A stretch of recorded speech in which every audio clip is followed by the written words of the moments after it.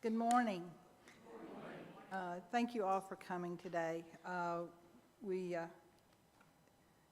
This is a great day that the Lord has made. Let us be glad and rejoice in it. It's so nice to have you all visiting. It's been a while since North Carolina USFW has been to Center, and we're glad to have you all here. Just a few housekeeping notes. The restrooms are, you can go to your right or to the left. There are signs following, just follow the signs. The ones to the right are before you go into the fellowship hall, And the one to the left is right through the library.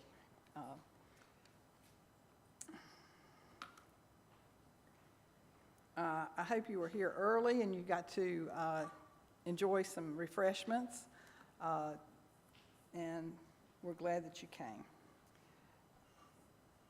The book room will be open again for 15 or 20 minutes at lunchtime if you fail to get to the book room. There are also FEMAP items that can be purchased in the fellowship hall. Thank you to Becky Jones for bringing those, and thank you to Sarah Cox for the book room. Thank you for Friends Disaster Service. We have 2 men here, which is wonderful. We don't get men a lot of times. And, and a lady, thank you. We appreciate all the work that you do.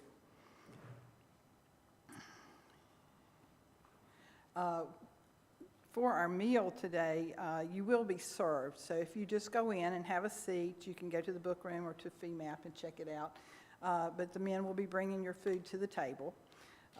So you'll be just like a restaurant. Our Quaker men are catering our meal this week, and we are catering theirs on Monday night. Our circle. And now I will call on Kristen Meisenheimer to come from Randall and Friends to have some music for us.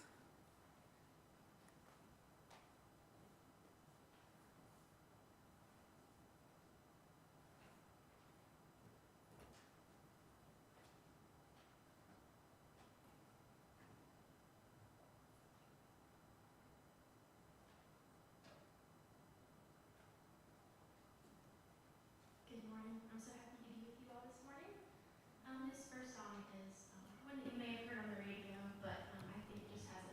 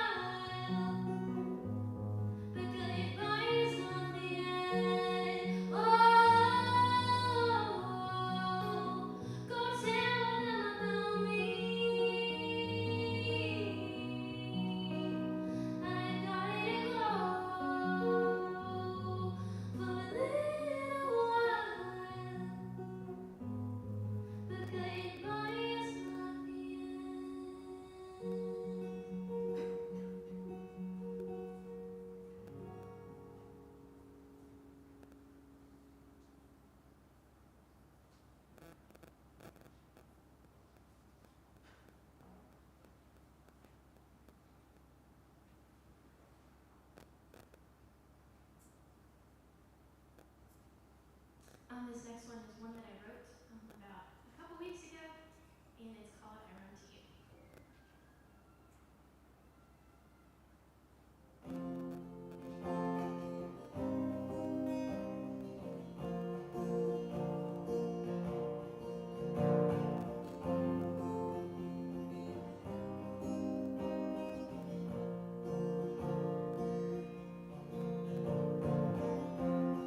She's been walking round with a weight upon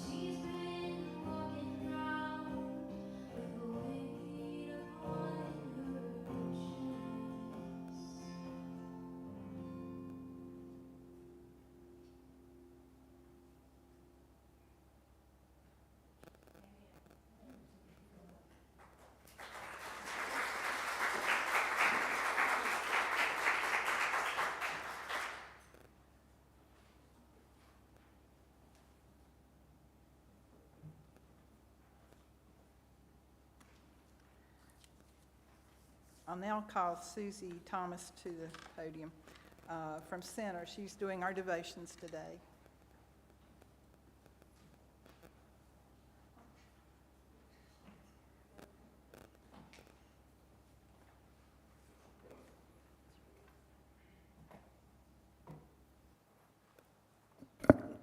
Hope this will work.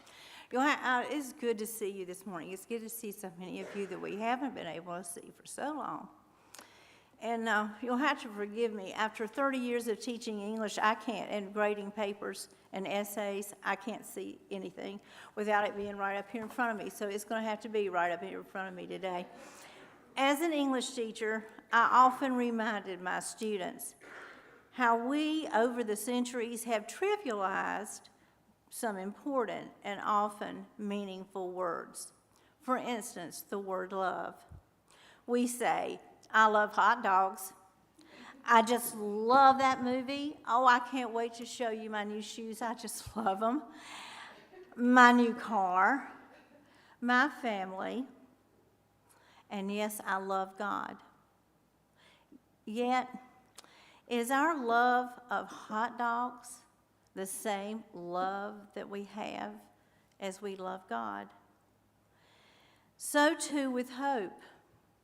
As I began thinking about this devotion on hope, I was amazed at the number of times every day the word hope crept into my thoughts or speech. I hope that the stain will come out of my favorite t-shirt. I hope that rain will not cancel Luke's first game to pitch at UNCG. I hope that her CT scan doesn't reveal anything serious. You get the picture. We often trivialize words, and love and hope are two of those words that over the years have lost their meanings in many ways.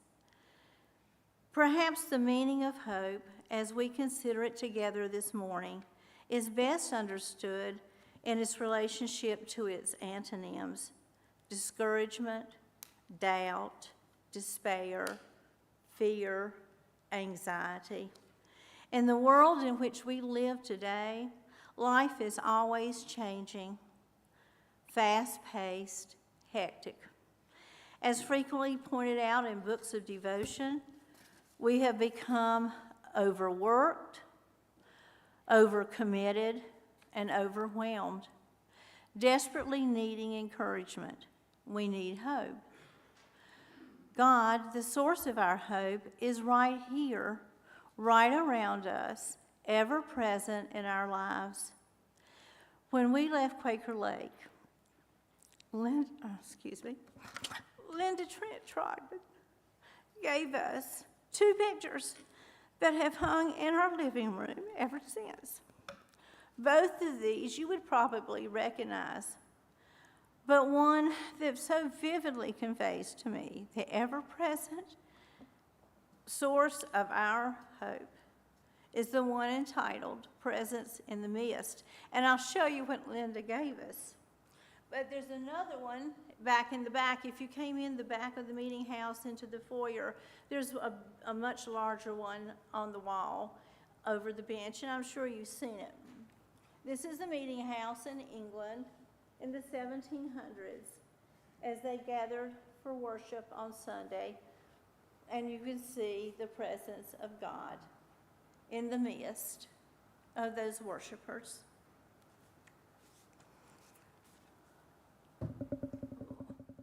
Christ is with us literally everywhere we have ever been, everywhere we will ever go, night and day. He knows our every thought. He hears our every heartbeat. We all have instances that reinforce in our life His presence. I want to share 2 particular ones with you today that firmly remind me of His presence in my life. The first one happened early this summer. One Sunday evening, It wasn't dark yet. I was in the recliner working on a baby blanket, watching TV, barefooted. Now, keep in mind, I was barefooted. Our house, when we built it on Neil's dad and mom's farm, in the front is all open from the kitchen door to the kitchen, to the dining area, to the living room. It is one long open space. And I was at the very end of the living room. Well, I was sitting there, and the driveway monitor went off. Doug has been so gracious to me these last several years, and he put in a driveway monitor. I love my driveway monitor. We had to move it. We had to move it closer to my house, though, because there was so much traffic going in at Martha's house that it would have been going off all the time. So anyway, he put the driveway monitor in, and that afternoon, that Sunday evening, I heard the driveway monitor go off. So I got out of the recliner, and I started across the rug toward the door in the back of the kitchen to see who was coming. And as I was walking at just to the edge of my vision, I looked over and I saw this piece of brown yarn. And I thought, well, I'm not working with brown yarn. Where did that come from? And as I got a little closer, it moved. And it moved right under my couch. So I ran to the door, and it was Doug. And he said, Mama, what in the world is wrong? And I said, Doug, there is a snake under my couch. And he said, okay, Mama, let me go see. I said, do you want something? Do you want me to get you something? Well, he said, it's okay, Mama, let me look first and see what it is. So he went over to the couch. From my vantage point on top of my dining room chair, I asked him, did he know what kind of snake it was? And he turned around and he said, Mom, it's a copperhead. But Mom, I'm not nearly as upset about that copperhead as I am about you, and if you don't get off that chair, you're going to break another hip. So anyway, I got him. He said, get me something to get him taken care of. And the only thing I had was a mop. But it worked. He got it out of the house. Now, it really does relate, I promise you. I don't believe, I honestly, very rarely believe in coincidences. That night, sitting in that recliner, if the monitor hadn't gone off and Doug hadn't shown up at my door, that snake would have been under my couch. I would have gotten up barefooted and gone to another room, and that snake could have gone to another room too. I don't know where it might have gone had Doug not shown up at my door, because I couldn't have done anything about it. And I wouldn't have known it was there. Mark and Doug come in my house every day. Their families, my grandchildren come into that house every day. I shudder to think if he had not been there, it was gone under my couch before I even got to the door. I don't believe in coincidences. My good friend Beverly said, when I told her about it, she said, Sue, that's a God wink. And I'm sure it was a God wink that day, that God was letting me know in a time when I needed him, that he was there, and he was there with hope. The second happened every week during camp, all those years we were at Quaker Lake. At least 2 nights a week, I had to take medicines to campers at their campsites in the woods. Neil would go with me, and he always would go, even on the darkest night, when there was no moon in the sky, with no flashlight, with no light at all. Now, I am not, I don't think, really afraid of the dark, but I'm not very comfortable, and I never was on those nights either. He would just take my hand, and he would take me through those pitch dark woods to the campsites that I needed to see, the campers. If I could trust Neil to lead me each night so that I did not stumble or fall or get lost, how much more does God surround each of us in our lives every day? The source of our hope is our ever-present God. Our hope is indeed in God. But that ever-present hope of God cannot stop with our individual lives. As a Christian, and as Quakers who believe that each of us is a minister, we are called to spread the message of Christ. However, we are also called to spread hope in a hurting world to those who desperately need it. In our own meetings, sitting right beside us, in our communities, in our everyday lives as we go about our work, as we interact with strangers. As I close, I'd like to share with you the thoughts of Brent Beal in worship at Cincinnati Friends meeting this past Sunday. Brent, as you may know, is a pastor, and he's an author of more than a dozen books. One of them, and his newest one, and I'm pretty sure this came from his newest book when he spoke that Sunday, is on our reading list for this year. So I hope maybe you'll take a look at it. I first met Brent when he came to North Carolina Yearly Meeting as a youth minister from Indiana. In the moment of silence during the meeting for worship last week, Brent addressed the far-reaching aspect of hope. These are his words. With spiritual grounding and trust in that which is eternal, hope is not a silly, foolish notion. Rather, it is a realistic, eyes wide open view to the facts of injustice and want in this world sort of hope that calls us to healing, courageous, and compassionate work and witness. It's a hope that helps us remember those who worked for these same things in generations past. With divine assistance, they brought about many improvements in people's lives and society at large. So shall we. What was that? Okay, here it goes. Where did it go? Oh, here it goes.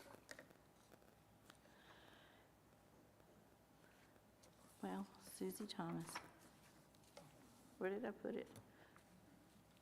Oh, here. We are not alone, but surrounded by the Spirit of God and our past co-workers, witnessed and empowered by their vision and their hope. We may not achieve all our goals. Realistically, we know we won't, but still with divine assistance, we can together make a very real difference in our hurting, suffering world. As you can see, Brent certainly does it better than I do. As we conclude this time of devotion, may we use as our prayer the words of Paul in Romans 15:13. It's on the front of our bulletin today. May the God of hope fill you with all joy and peace as you trust in him, so that you may overflow with hope by the power of the Holy Spirit. Amen.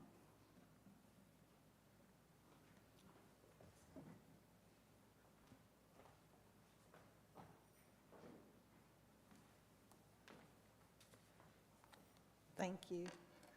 I'll now call Janet Robbins forward to open our business. Janet is our president of USFW.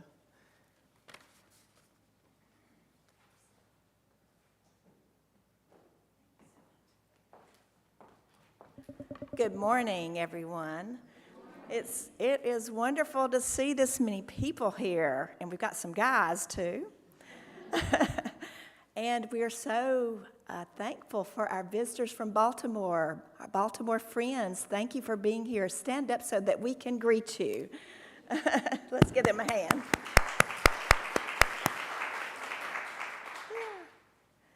So, before I introduce our speakers, I do want to thank Center Friends for hosting our meeting today.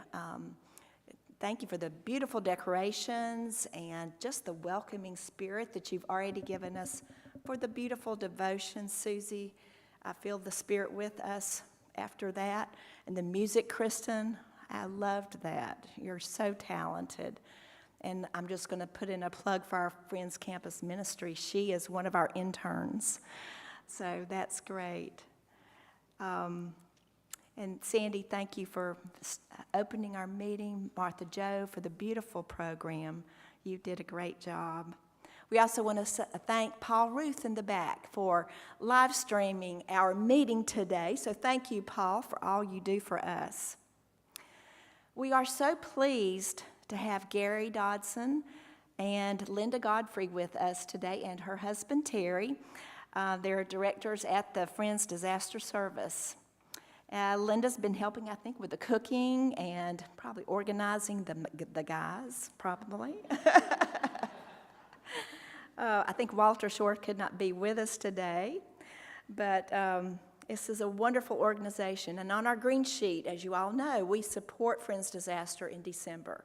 And so we're so fortunate to hear about the work they're doing, and they're getting ready for a big trip at the end of the month to go to New Bern. But Friends Disaster is a hands-on ministry, and it exemplifies that faith with works is not dead. It is a ministry where the love of Jesus Christ is shared with a helping hand. And our volunteers are the reason that it is still alive and well. In 2005, this book was prepared. How many of you have this book? Several of you do. And look at the title. It's by the Friends Disaster Service, and it's called Building Hope. And I thought, how appropriate that they are doing our program this morning, because hope is our theme, and they are building hope to help so many that are in need. And it goes right along with our theme that we've just all heard, and Susie had her devotions about. So thank you for being today with us to give our program.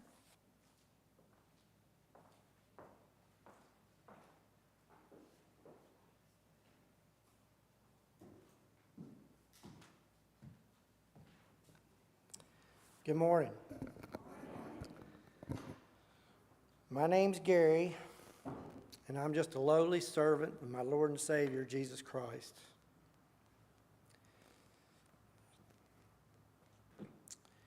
And I've seen people coming in, several faces that I recognize, and then Susie giving her devotions, find out she's an English major, and my wife's a retired school teacher, and several others in here that know my wife are associated with the schools through church and stuff, and I am what I am, and my grammar is terrible, and I'd appreciate it if you wouldn't mention any of this to her if you see her. I'm one of 3 coordinators for the disaster service. And out of the 3, I have the worst speaking ability of all. The other 2 are real talkers. And I invited them to come here this morning, and I didn't hear anything. So I'm sure you're all familiar with that old saying, you get what you pay for. This is what you got. But the three of us were tasked with trying to fill Wiley's shoes and keeping the disaster service going. And that's a tough act to follow because he had big shoes. And I miss him a lot, especially on days like this, because Wiley could really tell a story. I'm just going to go over some brief stuff about the disaster service. I feel like probably a lot of you in here know more about it than I do. Been around for a while. But anyway, the disaster service was established by the yearly meeting in 1990. The rest of that year and through 1991, they did fundraising to buy a trailer, a tool trailer, and supplies to go in it. And then in 1992, they had their first real disaster trip that they went on. It was after Hurricane Andrew devastated South Florida. And they worked cleaning up storm debris. They went down immediately after the storm and cleaned up and did some minor repairs on that trip. And here we are 30 years later since they took that first trip now. And the disaster service has been on approximately 175 trips in that time. I don't know exactly. We know that Charlie Ruth, who's from here at Center, many of you probably know, has been on 153 of them. He said he missed a few, and then since COVID became a thing, he hasn't been with us. He's not aged out. He's only 94, and he would still love to be going with us, and he's plenty capable of going with us, but he don't feel like he needs to leave Mary. I think she's 97. And these numbers could be skewed by one or something because I'm not sure when their birthdays fall this year. But anyway, he has been very dedicated to the disaster service all these years since the beginning. Most of our trips are for 1 week, with the exception, sometimes if we're building a new house, we'll send down a crew a week early just to get the floor system in, and then the next crew comes right in the week behind. And some of those people the first week will stay, and then when they've gone out to New Mexico and worked out there, they were because it took so long to travel, they would be a 2-week trip. But for the most point, it's just for a week. Our primary goal is to assist people in disaster situations, generally described as an excessive loss due to an act of nature, such as winds, floods, and fire. We also take into account their ability to help themselves, things like disabilities, income, and age. And in the overall picture of disaster recovery work, the Friends are a very small group in that arena. But we're just a small group doing what we can. The scripture that we claim as our inspiration comes from Matthew. It's chapter 25, verse 40. It's the parable of the sheep and the goats.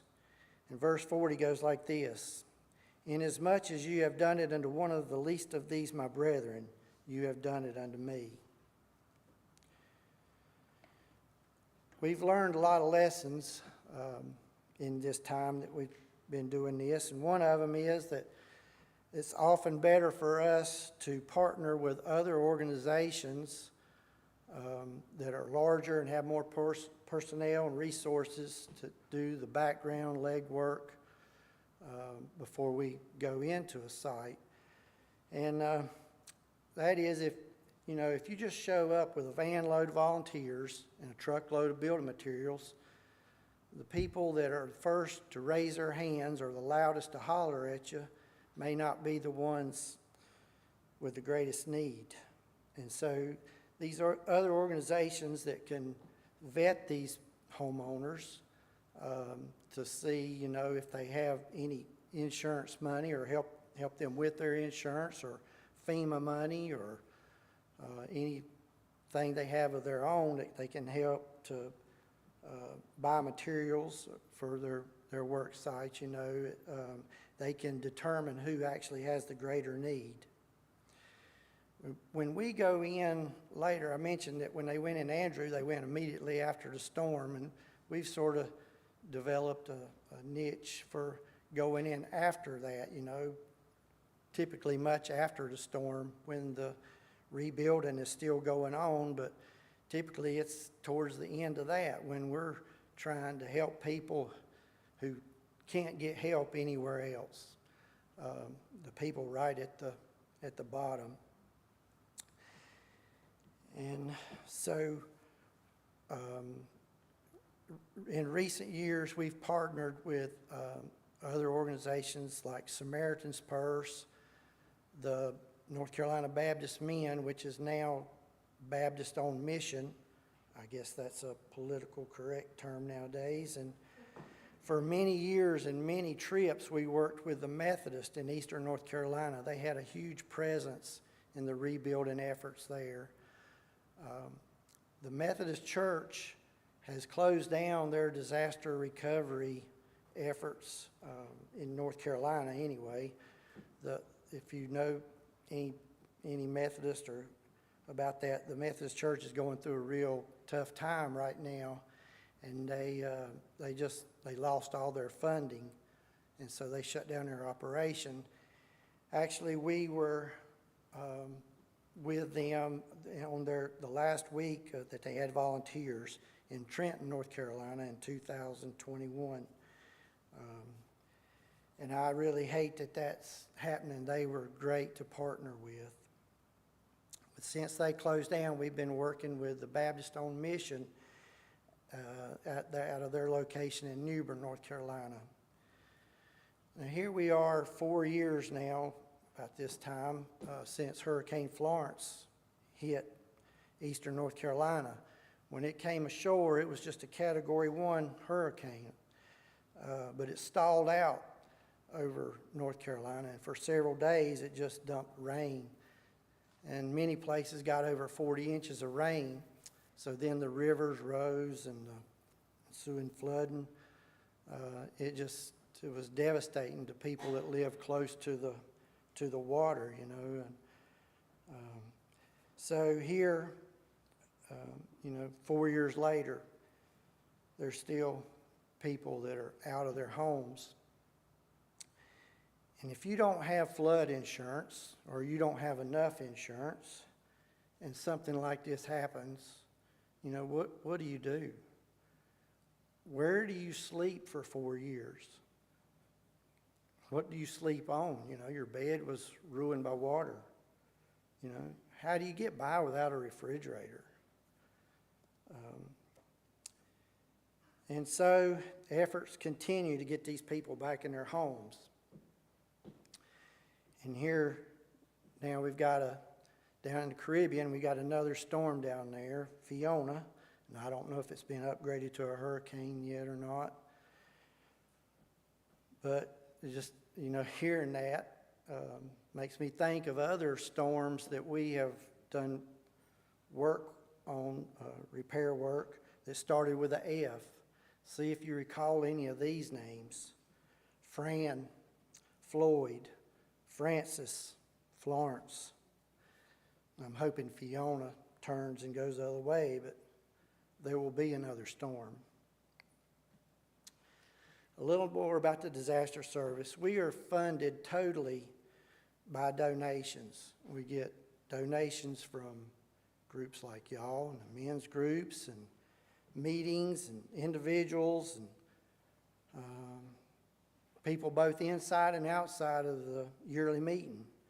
And each year, typically, we receive from $10,000 to $15,000 in donations. And since the split of the yearly meeting, I hope it's okay for me to refer to it like that. Like I say, I'm not politically correct, but the disaster service, as Quaker Lake and maybe other entities within the yearly meeting, have been separated out, and now the disaster service is its own LLC, which for us, that means that no longer is our insurance covered under a large umbrella policy with a yearly meeting. We have our own insurance, and It cost us over $6,000 a year for our insurance. And that covers, we got a 21-year-old pickup that we pull the tool trailer with. We got two tool trailers, sorry. We've got a small cooking trailer that carries our kitchen equipment in it, and a 15-passenger van. So the majority of this insurance is for a liability. And when you look at the cost of that, you say, golly, that's probably over $5,000 a year for liability insurance, and you make maybe 4 trips a year, 4 weeks. That's a lot of money, and it is. But there's a lot of lawyers out there, and it would not be wise for us not to have insurance. Along with our insurance costs, we pay $2,700 a year to pay for administrative fees, and this goes to cover our financial manager who manages our account, and that's, to put a name with that, that's Judith Cranford, and that's the disaster services figured on a percentage of, that's how they came up with that $2,700. But just getting near $10,000 a year that it cost us before we ever buy a gallon of gas or fuel to go anywhere, a can of beans to feed volunteers, or any supplies. And so we're spending more than we bring in. And that's not a good business model in any business, I don't guess. It does sort of resemble my financial sheet for my farming habit. Yeah. Do you see a pattern forming? But I'm not here for fundraising. As a matter of fact, I'm not fundraising at all. I'm just here to report the facts. And the facts are that the disaster service is in very good financial shape. Around 5 years ago, a gentleman from Ashboro Friends, when he passed, he left his entire estate to the disaster service. And I don't remember the exact amount, but it was in the neighborhood of $150,000. And that money was put into a trust fund account with other money that we had in our operating account. And it's managed by the trustees of trust funds for the yearly meeting. And that has done very well over the past few years. You know, if you have a 401k, you know, everything's good as long as you don't look at your statement for the last 6 months or so. Anyway, that money has grown to currently, it's at the end of August, it was right around $285,000. And we try to be very conservative with our funds, and we believe that that money was given to help people, and that's what we're going to do with it. We're not just putting it in the bank to see how much money that money can make us.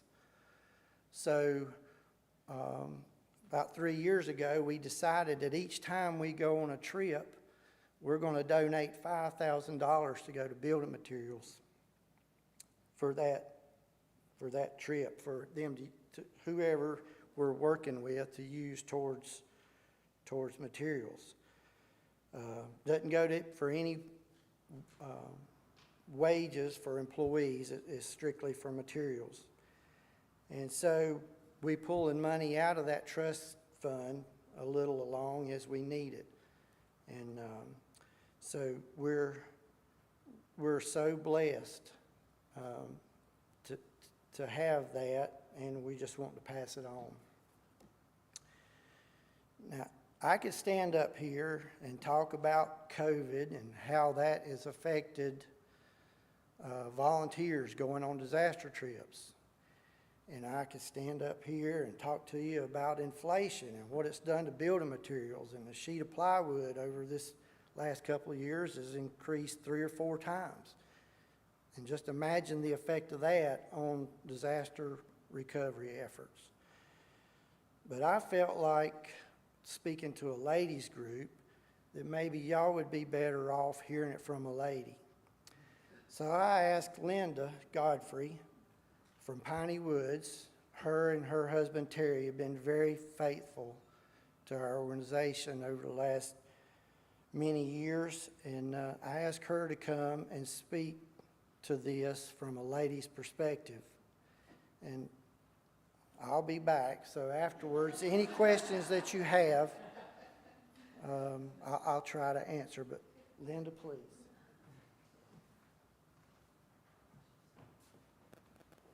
I'm glad Gary said he'd be back to answer questions, because I don't do questions.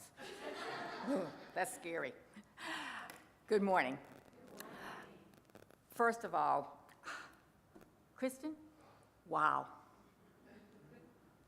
That's all, just wow. Thank you. I'm really glad to be here. I haven't been to a USFW conference in quite a few years, and I love seeing my old friends. I love hugging my old friends. Thank goodness we could do that today. I'm a rookie with Friends Disaster. I've only been on 9 trips out of the approximately 175 trips, right, since 1990. For the past 4 years, Friends Disaster Service has worked in Trenton, New Bern, Swansboro area, repairing and rebuilding homes, as he said, from Florence. We're not running? He fell asleep. That's all right. We should be on 5, Paul.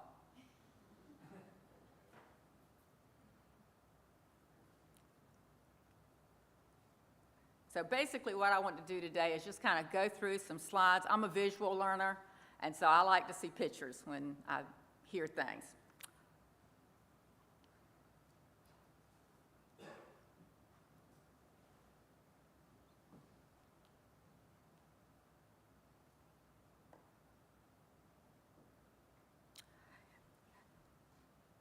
In 2018, the Trent River peaked at almost 30 feet.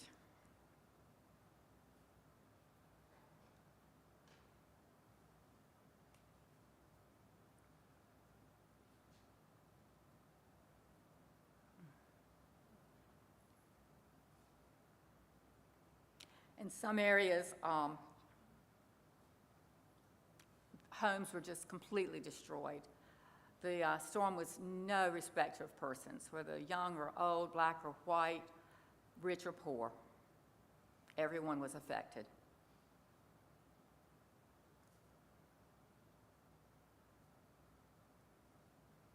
This was at a church.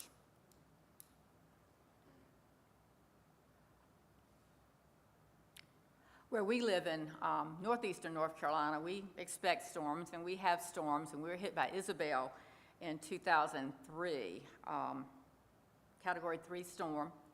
It was bad, but we felt nothing like these people in southeastern North Carolina. Nothing like the destruction that they saw.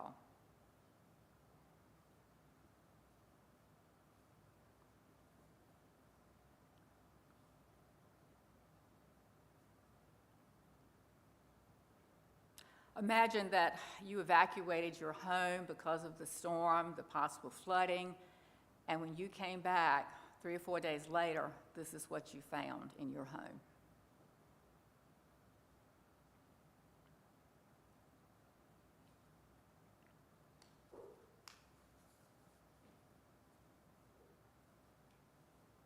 My first Friends Disaster Service trip was 1 year after Hurricane Florence hit.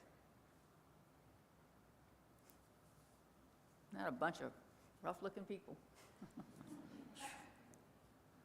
Do you see who was in the middle there? Wiley Shore's last trip. Yeah. I want to introduce you to Joan. Joan was a 70-year-old widow who lived in Swansboro. This was her house when we got there that day. When the storm hit, Joan left her home to go and stay with a friend who had cancer who didn't need to be alone. She returned to find almost all the rooms had water damage due to major roof damage. Her home was completely unlivable. When you think of Friends Disaster Service, I know you may think of the men building and repairing and hammers and saws and nails, but volunteers do other things besides just that with Friends Disaster Service. We do whatever needs to be done. Now, Joan was a bit of a pack rat. Anybody here a pack rat? Oh, yeah. She didn't want to throw anything away. Nothing, even the stuff that had been wet. And so Rebecca Spivey and I were tasked with the job of gently getting Joan to throw away her stuff. Joan had a lot of stuff. And bless her heart, she was so sweet. It was so hard to give up her stuff. You can imagine what that was like. By the middle of the week, the FEMA trailer, the FEMA storage trailer that FEMA had supplied was in Joan's backyard, and we had filled it up with Joan's usable stuff. And there was still a lot left in her house to be unloaded because they couldn't come in and do any work until her stuff was out. And as you can imagine, there were no storage units anywhere close by available to rent because everybody had done the same thing. They'd taken all their stuff out and put it in storage so they could rebuild or whatever. No storage units anywhere. We looked. This particular day, a lady from the church that we were staying in at the time came by to see how we were doing. And Rebecca and I explained to her the situation. We were still here and ready to load stuff, but there's nowhere to put it. Well, this lady had a friend who owned a storage unit place. And she called him, and of course we knew, you know, no units. He said, somebody just picked up their stuff. Well, don't you know, we got down there, we went and paid the deposit, paid the first month's rent, 3 Sunday school classes, paid 3 more months' rent. Folks, that's a God thing. God was in that. No storage units in Swansboro. But that day, God opened one up for Joan. I met James on my very first Friends Disaster trip. James was a man who knew his way around the kitchen. Does anybody know James Cochran? Ah, you guys, all right. Doesn't he know his way around the kitchen? Oh, wonderful. Yeah, hey. Oh, my goodness. James taught us how to cook for a bunch of hungry men. Thank him for me. Gravy, sausage gravy. Nothing like Mr. James's sausage gravy. Terry says I still can't make it right. And if you don't cook grits, gotta have grits for these men. He taught us how. See Mr. James and Carol.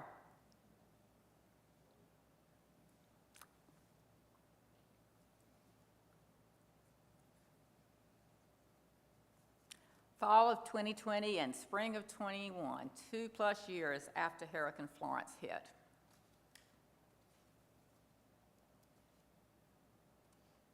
As you can see, our team is quite a bit smaller then. We won't talk about COVID, right? No.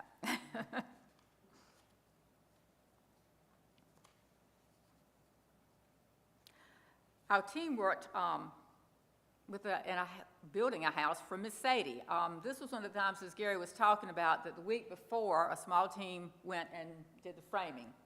Isn't that right? Did y'all? It was several months. Several months. July, okay. Had done the framing on her house. And we're just going to kind of slide through these pictures, Paul. Miss Sadie's house would have been right there in that corner. You see that flood?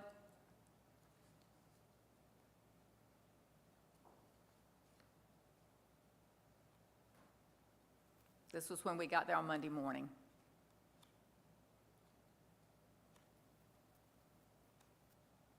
So you don't have to even use a hammer and nail. You can shovel sand. Because the women do other things other than cook, so don't feel like you have to go and cook. There's plenty to do out on the site.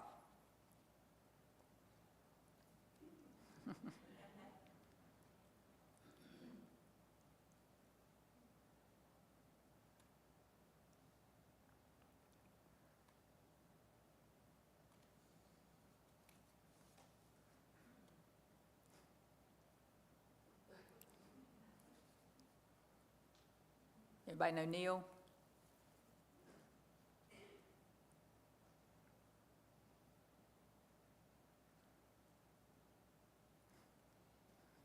I was actually waiting on Bart. Yeah.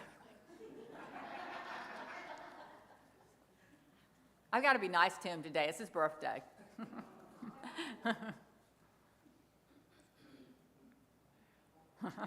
Quite a rant, wasn't it?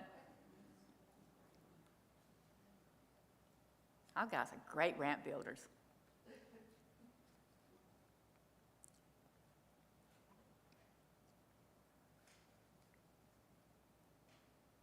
This is where Miss Sadie lived for 2 years before her house was built. Now, Miss Sadie's son had an interesting, I just had to throw this in, interesting transportation. I think it started out as a motorcycle, I guess. Gary, I don't know. But it had cattle horns, didn't it, on the front of it? And he called it a Cadillac. Yeah, Rebecca wanted to ride it.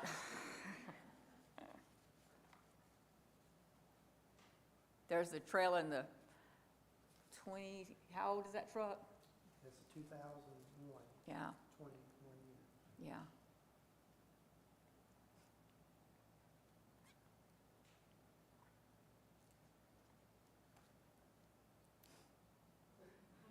That's the only part of the work site I don't like.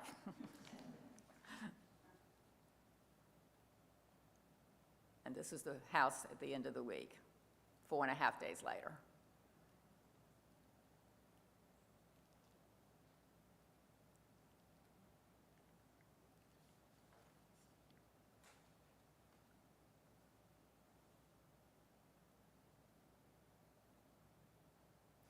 There's Miss Sadie.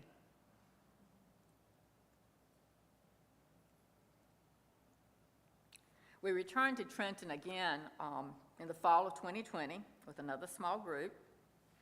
This was 3 years after Hurricane Florence. And we went to work now with the Baptist on missions.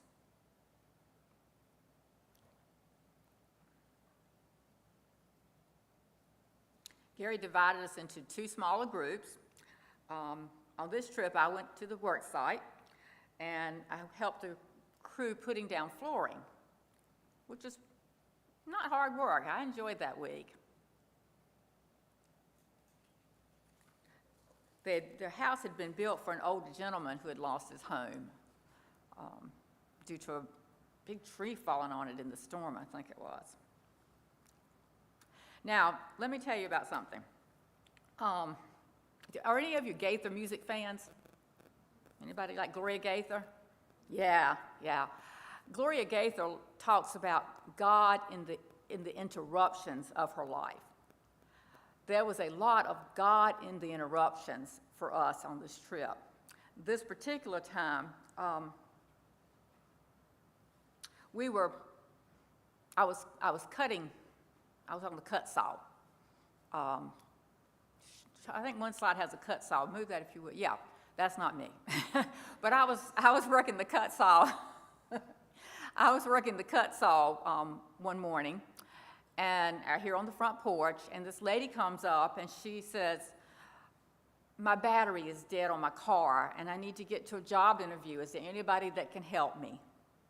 Well, this is a group of, people working hard, putting stuff in this house and getting this house built, but God was in this interruption. My husband happened to be a retired auto mechanic. So, of course, I go, "Honey, she needs help." And he and somebody else, I don't remember who it was, went and jumped the battery on this woman's car. Keep in mind now that they had on shirts that said, she knew that this was a bunch of people serving God. and serving her. God was in that interruption. Later on that week, I was on the porch one morning cutting, and a couple that was next door, that's not me either, couple that was next door, I saw them get in the car and leave. I spoke to them. We'd been talking over the week when they sat on the porch, and they left and came back a little later, and Jim here was on the front porch cutting then, and they had a mattress on top of their car. Well, Jim, bless his heart, he says, "You need some help?" You'd have to know Jim to know how he said that. I can't do it. And of course they, said, "Sure." Well, Jim went in and he picked a bunch of the guys out of the house. They went over there, carried the mattress in the house. The mattress wouldn't fit the bed, so they had to fix the bed so that the mattress would fit. God was in that interruption. It might have stopped their work, but God was in that interruption as well.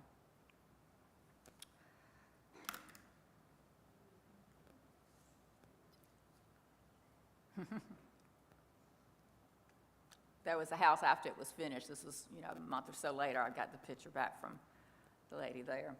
The other group that week, Gary was on this group, put up drywall in another house that was also been damaged by the storm. Gary loves drywall.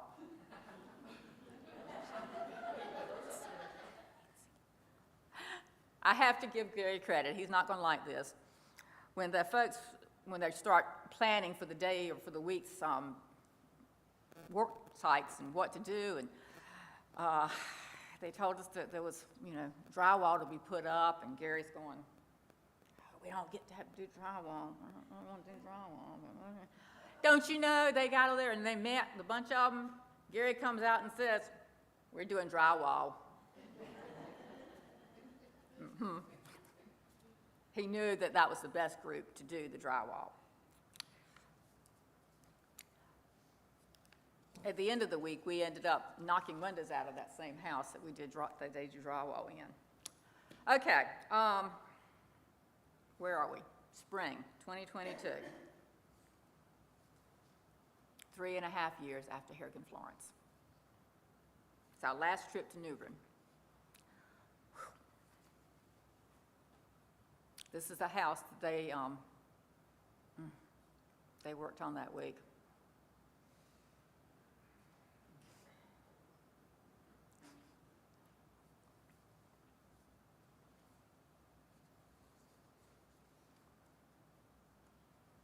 In case you've never seen the inside of that trailer. This is the Baptist on Missions facility. I want to tell you about this place, and you ladies that cook are going to love this.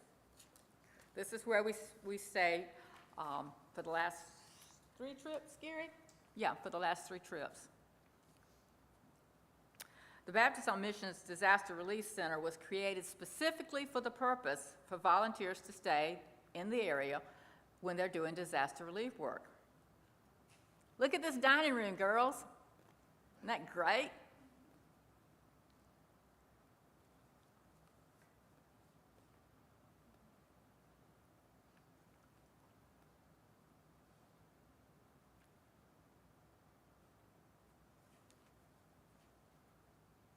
There's even a lounge that they've got for the volunteers to relax in, or even sleep in if your bunkmates snore too much.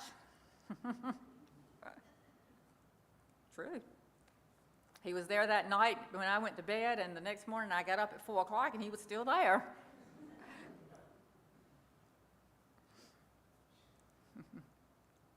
Even have a rec room. Of course, I don't think many of the guys had much energy left to play after a hard day's work, but some of our younger kids, some younger folks did. Each volunteer group that stay at the Baptist Center have to sign, or they ask you to sign their wall. And so, the first time we were there, nobody wanted to do it. Last time we were there, Rebecca Spivey was there, and you can see her drawing of our Friends Disaster Service logo. These are our sleeping quarters.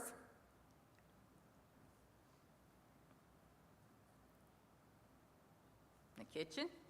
You should love this kitchen. It's such a pleasure to work in.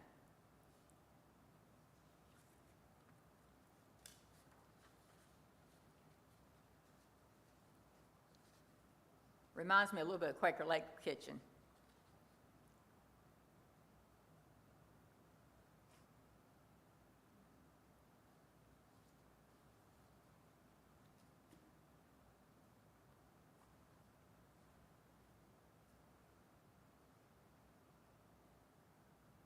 You know, cooking for Friends Disaster Service lets me do two things that I love. Cooking with friends for friends that I love.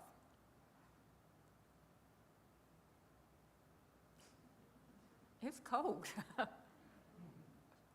Before one of us would go in the freezer, we'd holler, "Going in the freezer," because we didn't want to get stuck in there.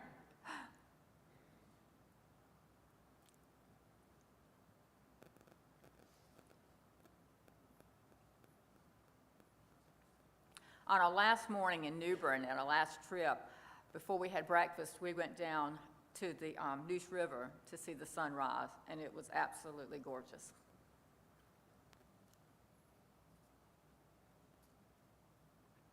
You can see our numbers have decreased since COVID, but God is still working through Friends Disaster. We are the hands and feet on the ground, doing His work and serving Him as we serve others.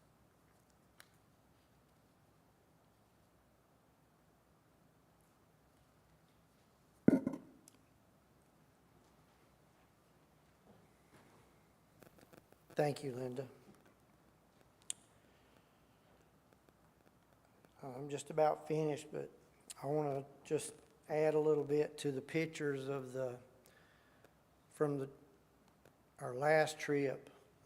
There was about 20 of us, and sometimes they don't tell you what you're going to be doing, and there's a good reason that they don't tell you, because if we'd known, before we were going to be putting in sheetrock in a house, I probably wouldn't have gone. So anyway, we just knew we were going to be doing repairs, and this was the end of March this spring. And so we get down there, and there's about 20 of us, and the leader for the Baptist group there, he and his wife, it's Mark and Joy Pickett, and we refer to him as Mark the Baptist.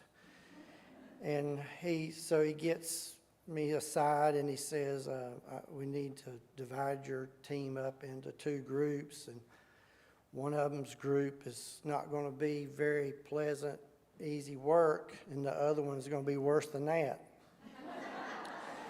And so we divided up, and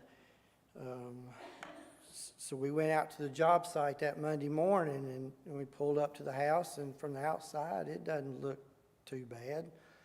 So we walk in the front door and into the living room, and they've gone inside, and they've cut holes in the floor about a foot square in two places. And looking down into the hole, there's cinder blocks on the ground in their house, and they've got posts set on those blocks, and they're holding up a beam across the top of the sheetrock ceiling that's holding the roof up. And so there are two bedrooms in that living room on the front half of that house, and each of those three rooms was done that way. And the walls, you can see where they've separated and come down from where they were supposed to be by some places 3 inches. And I'm thinking, my goodness, and when you walk across the floor, it's like you're walking on a sponge. Well, when this house was built, they put down the oak tongue and groove floor, and it's, board's about 2.5 inches wide, and it's, like I say, it's tongue and groove, so it's tied together good, and oak is very sturdy, and it was a, very solid floor when it was put down. But now, it feels like you're walking on a sponge. It just gives with every step you take. And he's showing us that, and then so we get back outside and we look up underneath the house, and all the wood that's under there, the outside band, the floor joist, the girder that runs through the middle of the house that the floor joist sits on, you can stick your hand up in there and you can just tear the wood apart with your hand. It just crumbles in your hand.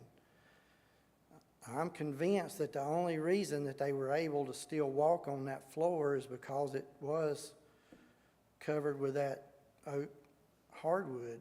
That was the only thing that was supporting them. Everything underneath is rotting out. It's rotting from the bottom up. And so I get Mark out there in the yard, and I said, what are we doing here? This house needs a bulldozer. You know, and he said, you're right. He said, there is no money. This is all they have.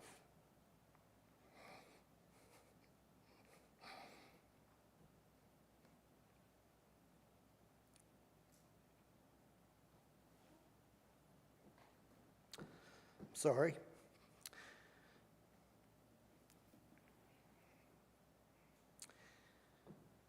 He said, if we don't do something, the house is going to fall out from under them. And what had happened, you know, the water came up in the flood. Now, let me tell you this part too. Later on in the week, we got to meet the lady, the homeowner. She's about my age. And she has an adult son, about probably in his early 30s, that lives there with her. And she works in a nursing home, and she works during the night. Her dad is still alive. He was 93 when we was there in March, so she has her days off that she can help look after him. And she came right from work one morning. She wasn't in scrubs, so I don't know what her job there is, but they sort of, and I know her son works at a fast food restaurant. And so, I mean, these are working folks, but they're just getting by, you know, like me. Except they got flooded.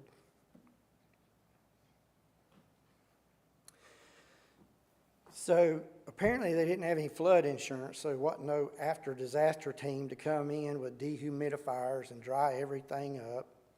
So when the water went down, they just moved back in. Well, the rot started because the moisture was never taken care of. So that's what caused all the deterioration, and then the termites come in there. And so what we did was we put on our Tyvek coveralls, and we crawled under that house, and we went to work. And they had to cut all the floor out from inside and carried it out in pieces, you know, that they could manage to stack up in the front yard to be hauled to the dump. And then we were underneath with bottle jacks and beams, and we were tearing out all the old wood, which wasn't hard to do. Like I say, it just come apart in your hand. And so we're laying down there in this damp and even wet dirt. You know, there's about 20 to 24 inches between the ground and the bottom of the floor. So you're laying on your back, and you're tearing this stuff out, which is all coming apart, and it's falling in your face and in your eyes and going down your shirt and in your back, and you know how that is. And so, you know, part of us are doing that, and then Terry has his crew, and they're outside jacking up the walls of the house and putting the band back in there, and everybody's really struggling. And it was miserable work. You know, I spent my career as a firefighter, and so every firefighter's got another job, you know. And so mine's been in construction, doing stuff, and, You know, if I'd have come up on a job like that here at home, there's no way I would do that. You know, it's miserable. But it was all they had. We were the only hope they had. So we work under there, and we had fun. Now, Terry's going to say, "Shut up, stupid." But we did. We had a great time, and we were making a difference for this lady and her son. Now, every evening, you know, we had the whole half of the house tore out. We had to put plywood back down on the floor where we had replaced so that they could still get to their half. They had to get to the bedroom back there and their bathroom and their kitchen. They had nowhere to go.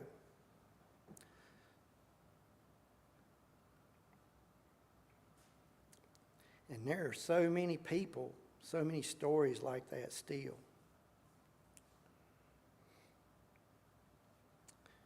We are so blessed.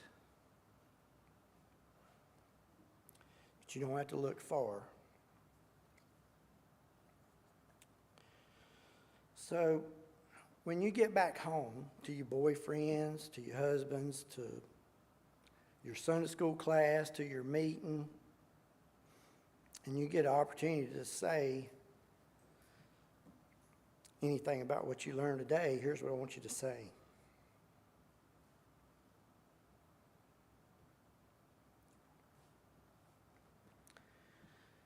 The disaster service is still at work helping people. And the storm's coming. And it may not be Fiona, but there'll be another storm. And they aren't caught up from the last one yet. And they need more help.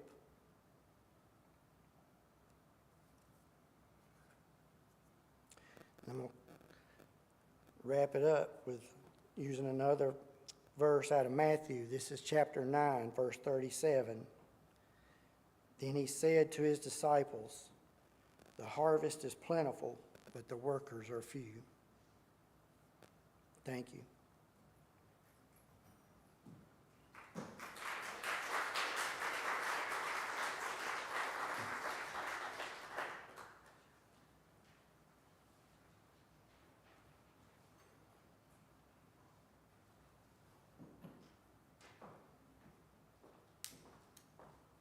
Thank you, Gary, Linda. That was a wonderful presentation, and it touches your heart. We can be the hope for someone else, and you certainly have been, and we thank you for all you've done. And someday I'm going to go on a trip with you. My mom did. My uncle was Wiley Shore, and Walter's my cousin, so I would be honored to serve with you. Thank you. Our offering today goes to support Friends Campus Ministry and the Friends Center at Guilford College. So we do have Beulah Gullion with us to talk about Friends Campus Ministry, and we have Wes Daniels here from Friends Center. So we'll invite them to give us a brief update on what you're doing. Thank you.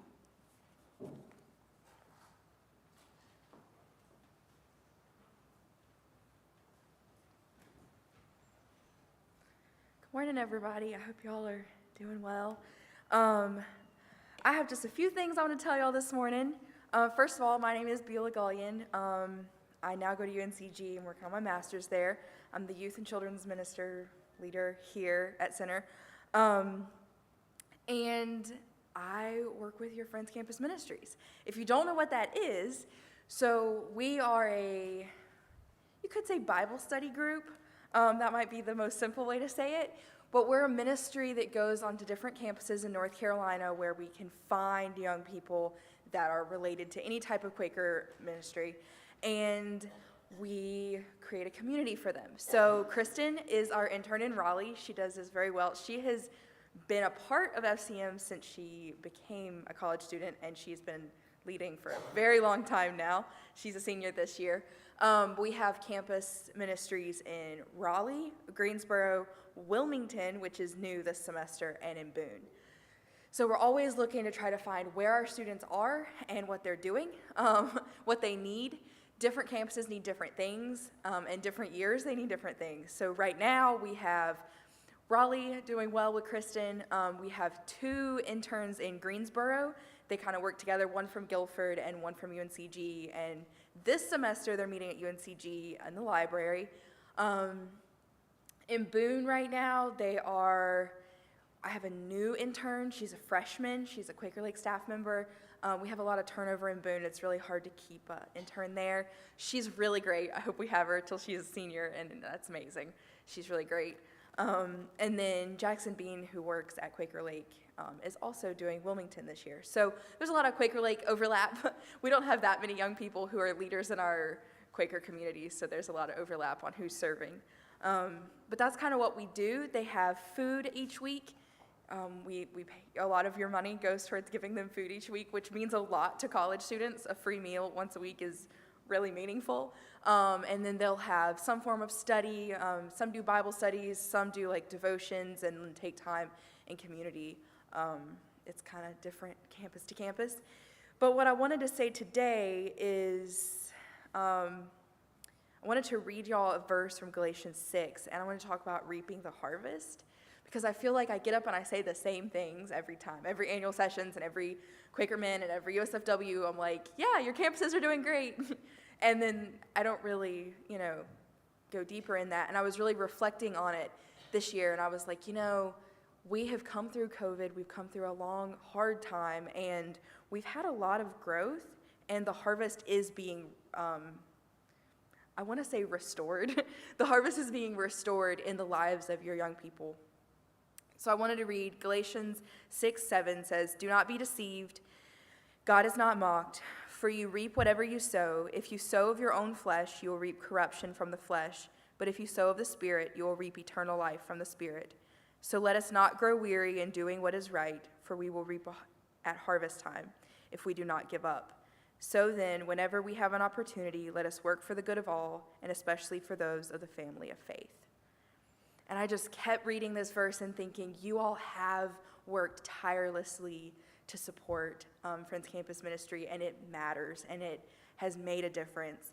And the harvest is being restored in our children's lives and in your young people's lives and in the college students that are part of the families of faith. It actually makes a difference. It's not like you're just helping feed them. Like, you are allowing them to have life and have an abundant life and a Quaker community at college, which is really important. It was important for me, and it's important for Kristen, and it's important for all of our interns and people who come. I won't talk very long, but I do want to tell y'all a short story. We have in Greensboro a member. She started attending in the fall of 2020. She found us on Instagram, so she was totally random, but had always heard about Quakers and wanted to know more. And her name is Alexis, and Alexis has been the most faithful attender. She's been on Zoom meetings with us. We used to meet in the park during COVID. We used to meet in the butterfly garden during COVID. We'd have diner meetings where we would go sit at the diner near Guilford to have our meetings, and she has been a faithful attender all this time. And then this semester, I was so excited because she's the intern with the Sheriff's Department for family crisis situations. And she was telling me about how important her community is with FCM and learning the Quaker values of faith, learning how to follow Christ as a Quaker has helped her. She's a criminal justice major. It's shifted her focus from wanting to be a police officer to wanting to help families in crisis and spread the name of Christ. And I just can't stress enough that you all work hard and you're sowing in the Spirit, and that it is being rewarded, and that in the lives of these young people, the harvest is being restored. I'm very grateful for all you've done. The only thing I need from you guys is phone numbers of your young people. Tell me where they go to college, even if it's not one of the ones I named, because you never know, we can start one there. We're always looking for the majority of our students and where they are. But let me know their names and their phone numbers, and I'll get them in contact with our interns. and then they can be a part of this community. I thank you all very, very much for all your support.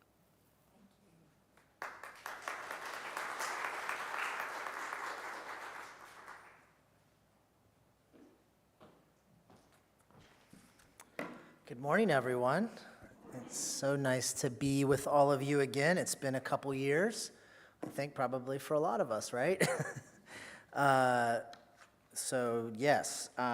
Wes Daniels. I'm from Guilford College. I've been serving as the director of the Friends Center there I'm in my 8th year now. So we've weathered a few storms, but first I want to say thank you to Beulah and also just say how awesome Beulah is. I hope you all know, and I'm sure you do, Beulah graduated from Guilford in the spring and finished as a QLSP scholar, so we're super proud of her and so glad that she continues to do great work all over North Carolina.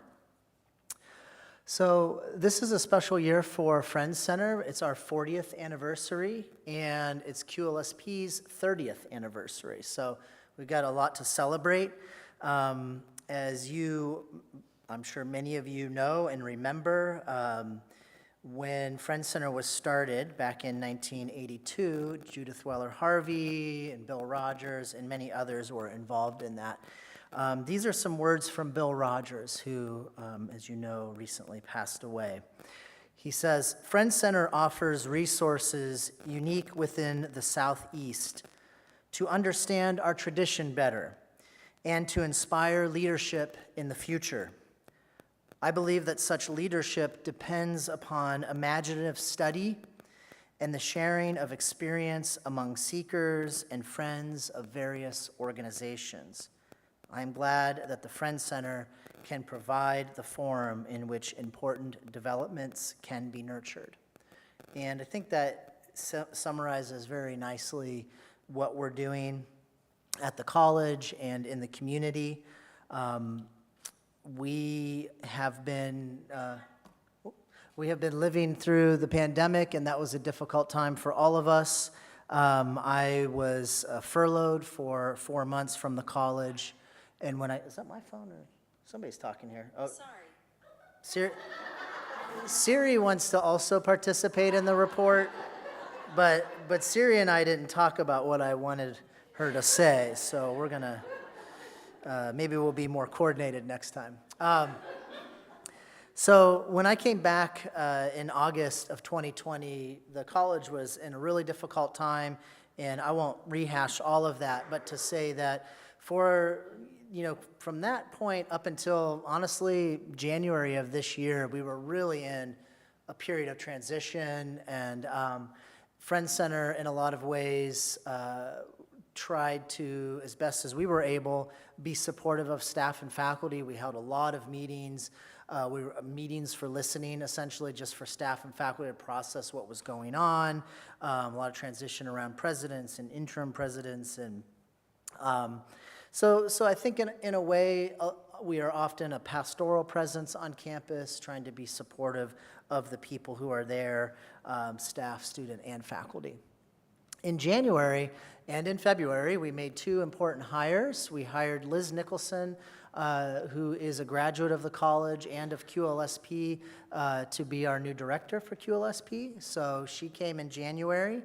And then Megan Holloman came as our student chaplain and multi-faith coordinator in February. So it was also a relief to not be doing all of the jobs by myself, and to get staff at Friends Center again.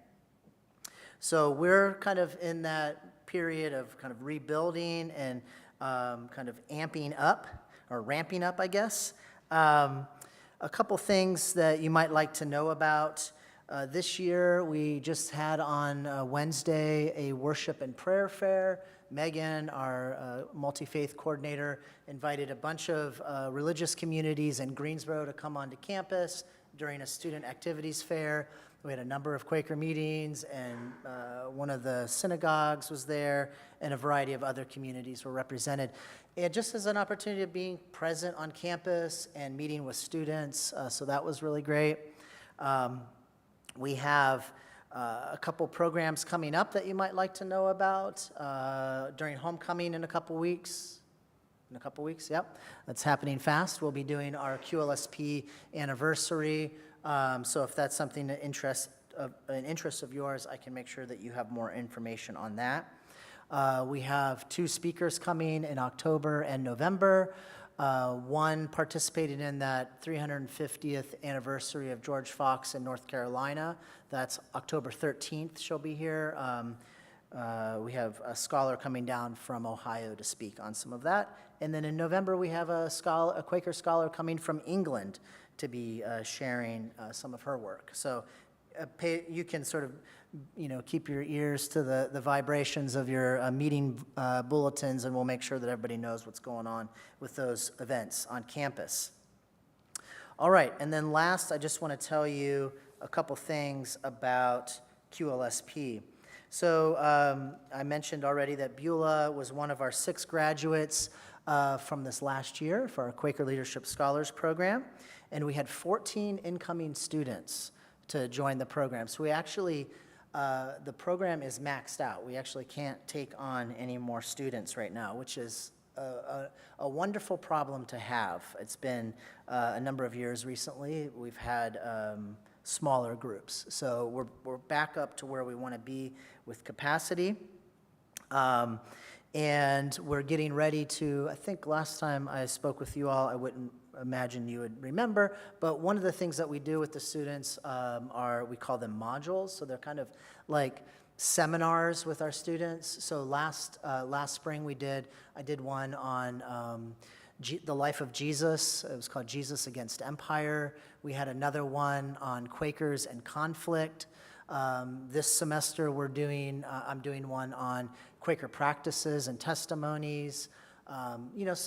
So we're trying to kind of create seminars for our QLSP students that help them go deeper into the biblical tradition, into the Quaker tradition, into spiritual practice, those sorts of things. So those are all, we're getting ready this week. Our modules start. So, I think that's a good roundabout way of telling you a little bit about what's going on. I'll be around, so if you have more questions, I'm happy to field those later.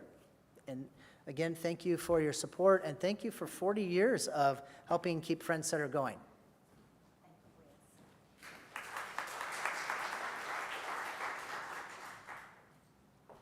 At this time, I want to have a prayer for our offering today that will support Friends Campus Ministry and the Friends Center, if you'll bow your heads. Our Heavenly Father, thank you for the service that Beulah and Wes are providing. We pray for strength during these uncertain times as they continue to serve our youth and our community. We thank you, Lord, for all these who have attended today. We ask for your mercy and protection as we go back home to our family and friends. And Lord, we know that you give us hope. When we put our trust in you, you fill us with joy to do your work. There are many who are on our hearts today, and we ask for your healing touch to lift their spirit. Please be with those who have lost loved ones and be with those who are going through difficult days. And for the daily grace you give us in your Son, Jesus' name, may we always be faithful. For it is in Jesus Christ's name we pray. Amen. Alicia's going to do our Eliza Armstrong Cox Fellowship recognition at this time. And if you'll turn to the back of your program, you can read along with her the names. And just for your information, I believe the offering plate is in the back or the basket. Oh, it's right here. Thank you. Okay.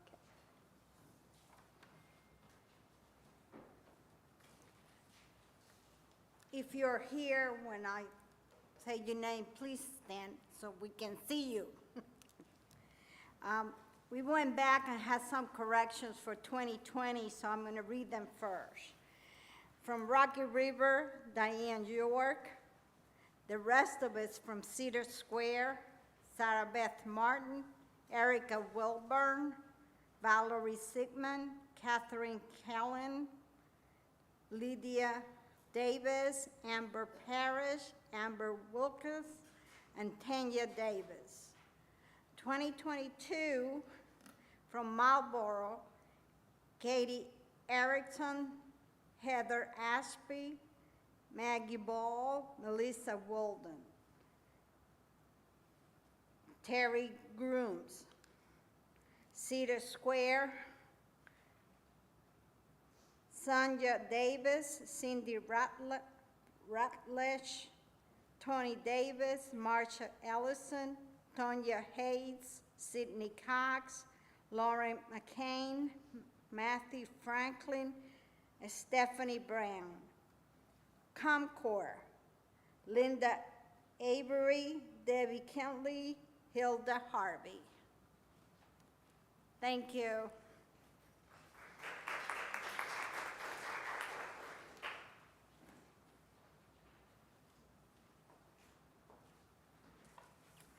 We do appreciate this recognition of our fellowship members. This is a way that you can honor people in your circle, or you can honor someone in your meeting that may be doing service, and we thank you.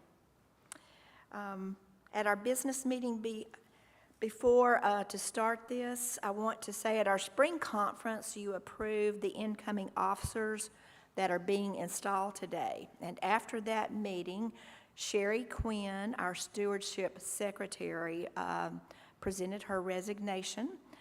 We certainly appreciate Sherry's service over the past 2 years, and we wish her the best. But with that said, the board would like to ask for your approval of Joy Britt Revis as our new stewardship secretary. Do you approve? I approve. Thank you so much. Joy will do a wonderful job.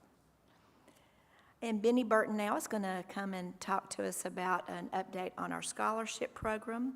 And after that, Sarah Cox is going to talk a little bit about literature and the blueprints that are going to be coming out. So she'll come up next.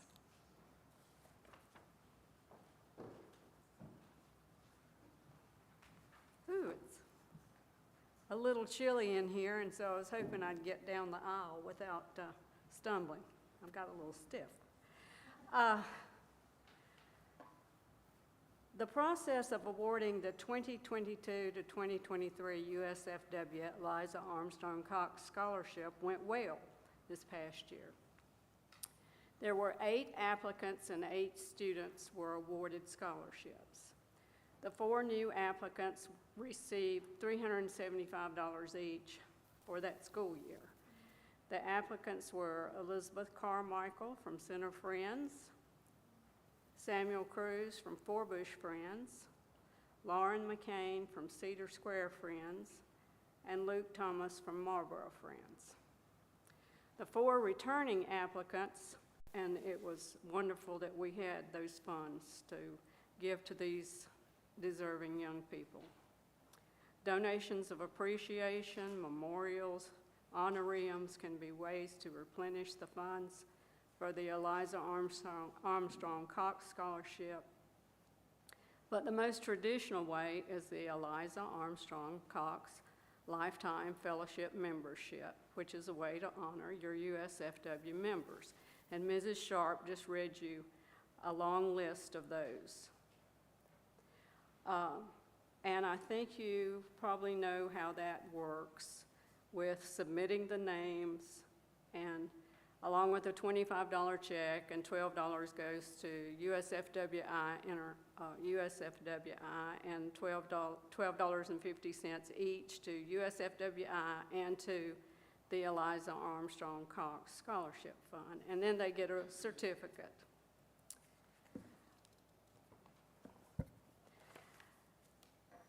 This is where it's important for each member of USFW to be a salesperson for the scholarships. You need to start now to begin talking to your high school seniors and your congregation about applying for the Cox Scholarship. And this is being worked on by students between January 1st through March the 15th. The number of applicants were down, as I mentioned, in 2022. But I'm sure all these students appreciated the amount of money they received.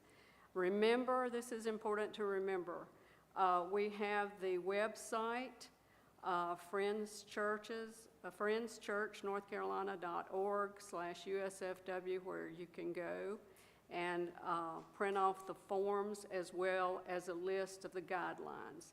And this is an important guideline that you need to remember while you're being a salesperson for this scholarship. Students are eligible to receive the scholarship for a maximum of 4 years, but they must be a participating member of a meeting that has an active USFW in North Carolina. All contributions for the scholarship fund need to be made by the end of March 2023. And again, thanks to all of you that continue to support this scholarship fund through your Green Sheet projects.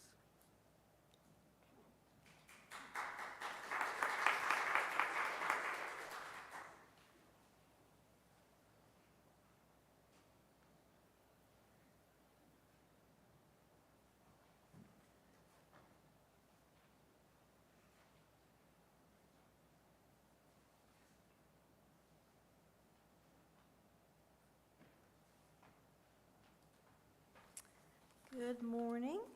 Hope everybody is doing well. Can I have everybody stand up for just a second and stretch? Good idea. Oh, well, the kindergarten teacher, everybody stand up for just a minute and get your wiggles out. Get your blood flowing a little bit. All right, good. You may be seated. Thought you might need that for a second. I am Sarah Cox. I am the Literacy Secretary. And if you haven't been by to see me yet, come and see me in the fellowship hall, and I still have plenty of books to sell. We have, in this past year, had 10 meetings participating in the reading program. If you are in a meeting that has not done this, have not participated in this so far, be glad to get you started in that. And there is a reading sheet that's on the table in there that you can pick up. You just put your name there, your meeting, and then you are to read one fiction book, one growth challenge book, one biography, and one that's about Quakers. If you miss one of those books, you can also fill in a space by either reading The Advocate or attending one of the FUM or North Carolina missionaries programs, or attending one of our gatherings. So those requirements for getting a certificate, I have placed the certificates for this past year. They were on the table as you registered in a manila envelope. Hopefully you picked up ones if you participated for your meeting. If you didn't, if there's no one here today for those meetings, then I will be putting those in the mail. We had 10 groups participating this past year. Nahunta Friends had 9 people. They had our most number that participated in the program. Ashboro had 3, Bethesda 1, First Friends 2, New Hope 3, Rocky River 4, South Plainfield 2, Somerton 2, Goldsboro 3, and Upriver Friends had 2 people participating. And we've had some people that have been reading for a very, very long time. These are people who have read for 45 years or more. From Ashboro Friends, LaRue Kinney, 52 years. Rebecca Craven, 48 years. From Nahunta, Joan Newcomb was 45 years. And from Rocky River, Mary Arrington has been reading for 51 years. So they have been very devoted to our program. Blueprints and calendars. I have a sign-up sheet that is also on the table in there. If you would put down your name and the number of your name and address for your meeting, and number of blueprints or calendars that you would like to have. Some of you have already turned those into me, but if you'd like to just put it back down, so make sure that we have it. And as soon as they arrive, I promise we'll be getting to you and letting you know about those, and I will be getting them in the mail to you. They are at the printers right now, so we're waiting for those to arrive. If your president of your USFW should have received an email with September and October's blueprint programs. If that did not happen, if you do not have access to those two programs from the blueprint, let me know, and I can easily send that to you by email. They were sent by Jan Doe. I sent out a few that I had emails for that I knew that were looking for those, but so you have access to September and October's, and then the rest of them will be in the printed blueprints when those arrive. And so just let me know if you have not received that, and we'll be glad to get that information to you. So come and see me, pick up some reading forms, and if you haven't done this before, good time to get started. There's some wonderful, wonderful books in there for you to choose from this year. Thank you.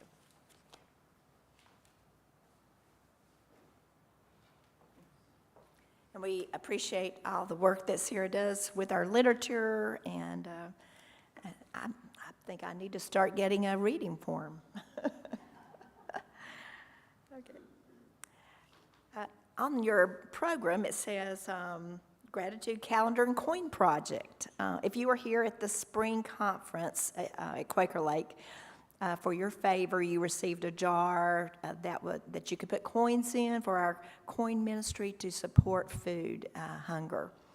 And you also got a right sharing of World Resources gratitude calendar. How many of you did the calendar and put your coins in the jar? Okay, good, thank you. Was it fun? Yeah, it was interesting, wasn't it? $500.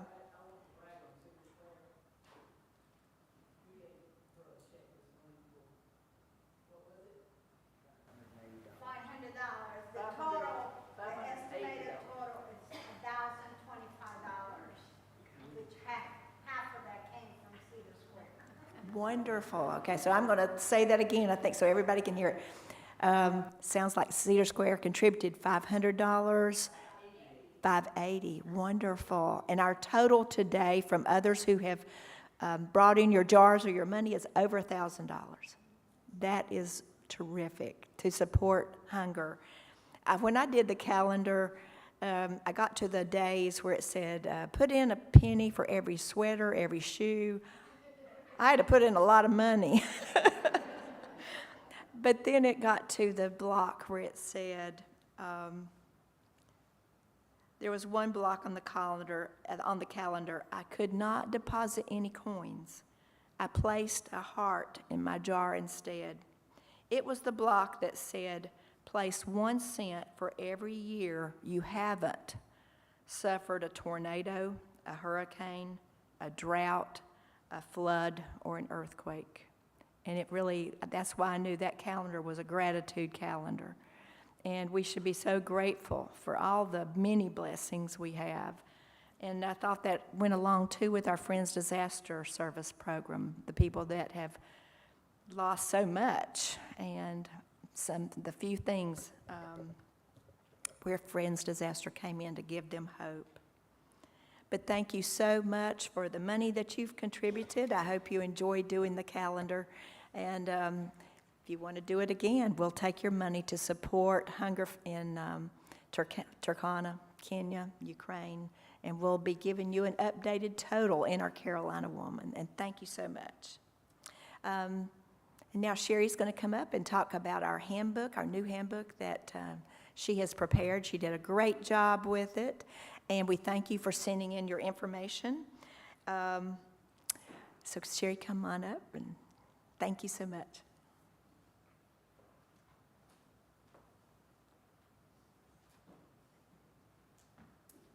Good morning. Oh, bless you. Des, I did the best. I'm telling you, I'm not a secretary, but we do finally, after 3 years with not getting a new directory, we do have a new one now. And I will tell you that the information in here is the information that I received from the meetings I received, who sent it in. I think it was 17 meetings. And so if you were looking for information for a meeting you don't find listed, then you probably just need to call that office at that meeting and get some names there, because I did not have that information and really didn't think, since our last directory was 3 or 4 years old, that, that I needed to put that info in here because it was old. So anyway, and I will just say that I did do it a little bit differently. I listed each meeting in alphabetical order and just put all of the information for them on there. So they're in alphabetical order, and on your page you will find president and treasurer for everyone, and then the circles that had other officers, I listed that information, and your projects are also listed on that page too. So everything about that meeting would be there. And the other thing that we did this time, it had been, I think, 15 years since that little book came out that had the Eliza Armstrong Cox memorials in it. And so Alicia, I don't know how she does all she does, but went back to 2008, and we've listed for every year the names here. And if there's some that you think you've done that are not listed, if you can get in touch with me or with Alicia, and we'll try and figure it out where they need to be. And the only other thing I was going to say was when Sarah was talking about the blueprints were sent out. I know that Jan used my list of my new presidents, which was only 17 meetings. So if you're at one of the meetings that is not included in here and you have not gotten those 2 first sets of blueprint lessons, then you need to just let one of them know, and we'll get those to you. And I'm sorry if I didn't get you in here, but like I said, I'm not real good at this, and this is the best it is. Okay, thank you.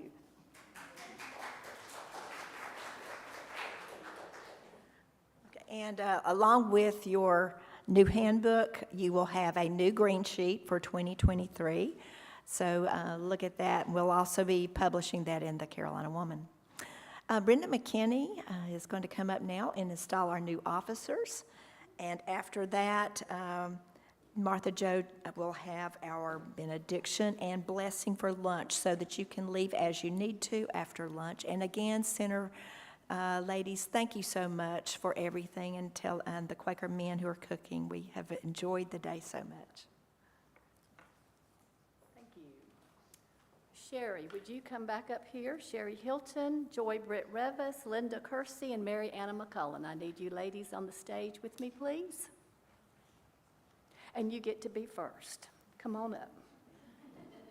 This is your, as it says in the bulletin, your new or incoming nominee. So she's not really new, but she's incoming. So, and she is a worker bee. So she is very capable of being our vice president, president-elect. Yes, ma'am.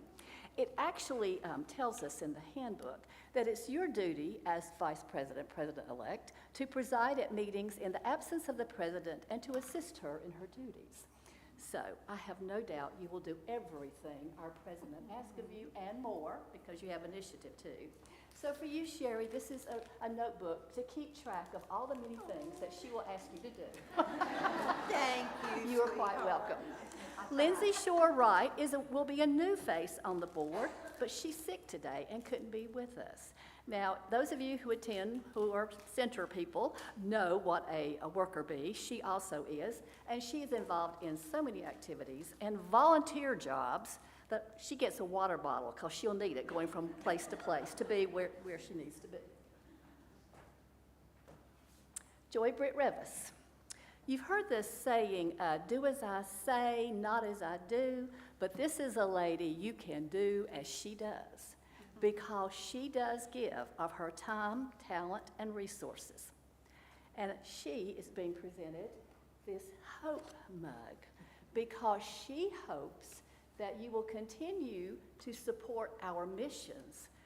We have a wonderful history throughout the world of North Carolina being generous givers and supporters of our missions. And so our hope and her hope is that you will continue to be the givers that we are. Don't make me come after you. She means business, yes. Linda Kersey, she is our Peace and Social Concerns Secretary. You know, sometimes social concerns can be a bit controversial, but I've never known Linda to shy away from speaking her mind. She's being presented this mug that says, "Having hope will give you courage." She does have hope, and she does have courage to stand up for what she believes is right. Thank you. You're welcome. Mary Anna McCullen. Mary Anna is the perfect historian because she pays attention to everything and everyone. She's very detailed. She's very organized. So she will do a fantastic job as our historian.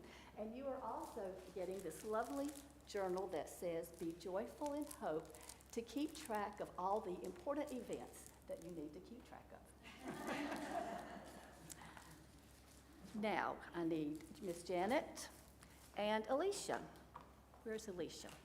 There she is. Come on up here. These are your current continuing officers. Now, I don't know how much you realize what a servant's heart this lady has. You saw her, the picture on the Carolina woman that had with the baby calf. Well, she was at annual sessions this year, but she left early because she had to go home and bottle feed that calf. So she is a servant, and she is a wonderful president, and we appreciate you very much. And you also get this nice journal that says, "I know the plans I have for you." Does that sound familiar? Declares the Lord, plans to prosper you and not to harm you, plans to give you a hope and a future. And we are so thankful that you are following God's plan and that you will have been our president and will continue to be our president. Thank you. Verse. Your favorite verse. All right. Miss Alicia. The treasurer holds in trust the funds of North Carolina USFW, keeping detailed accounts of receipts, disbursements, and reporting to the board the balance of all funds. Well, this lady not only is our North Carolina USFW treasurer, but she's the USFW International treasurer. This lady likes her numbers, let me tell you. So, She never loses her figure. no, she does not. So she's being presented this hope mug because we hope your checkbook's always balanced. Okay, now we need our department secretaries. Sarah Cox, Rossi Hobson, Benny Burton, and Denise Barnes. Edith Shepard is our adult missionary education secretary, but she was unable to be with us today. Yes, come on. And Judy Craven is our Christian service secretary, but she is ill or sick today also. Sarah, you already see what a great job she's doing as your literature and reading secretary, but I don't know how many of you realize she's just like the mailman. You know that through wind, snow, sleet, and rain, she delivers. This woman travels all over to make sure we get the books we need, so we appreciate that very much. And she's getting this hope mug, which says, "Hope is a strong and trustworthy anchor for our souls," because her hope is that you will buy books today that she won't have to haul around. Yes. And Rossi.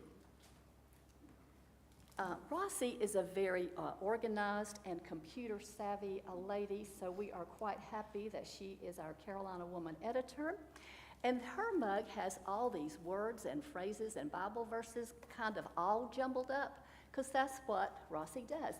She takes our jumbled words and articles, and she makes them fit in the Carolina Woman. So we thank you very much. Benny, you heard Benny's report as scholarship chair.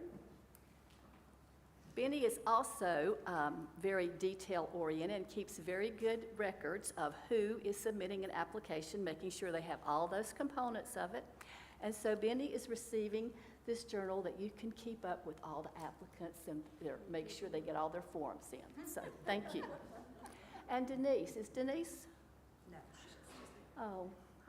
Denise is our Children Youth Missionary Education Secretary, and I should have said something about the rest of them, but I would like to say that I always enjoy Denise's articles. They always inspire me to do a better job with my grandchildren and my youth group to teach the love of Jesus. So ladies, we do thank you. For accepting your positions, and we know we'll have another great year in USFW. Thank you. Let's give them all a hand. Well done. Oh, and I forgot to mention our USFW International Board members. Miss Rita Mittmeyer, would you come forward, please? She is not only our Children and Youth Secretary for USFWI, but she is Alicia's Assistant Treasurer. And the wonderful thing about Rita is she still writes thank you notes, so I got you some thank you. And we also, Etta Florence Winslow is our Advocate Subscription Manager, but she's helping to host, there's a tour group in northeastern North Carolina doing a 350th anniversary of Quakerism in North Carolina, and she's helping with that today. And Jan was unable to be with us, and then I already recognized Alicia. So thank you, ladies. Thank you. Thank you.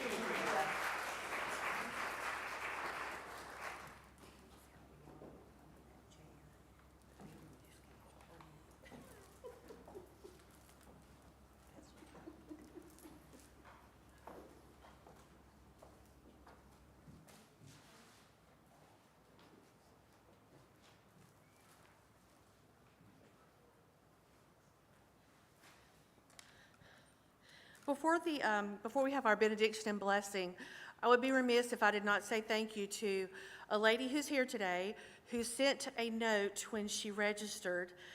It was a card, and in the card was a message to the person that opened the registration. That was me. And it said to read the front of the card 3 times every day between that day and conference day. And I want that person to know what an encouragement that was for me to stay positive, that the registrations were going to come in. For a long time, we had 4, and I was really nervous that we were going to have 4 people here today. So I really do appreciate the lady who sent that note and provided that encouragement to me while we've been receiving registrations. And we have been sitting for a while, so I'm going to ask you to help with the benediction today and the blessing. So if you would stand, please. And Paul's going to provide our visual up here. This is a blessing and prayer that I would like for you to help me to sing. It is to the tune of Edelweiss. I have composed the words, changed some words, borrowed some words from some that I have found, so that I hope that you will pray this with me as we close. Thank you, God, for this day.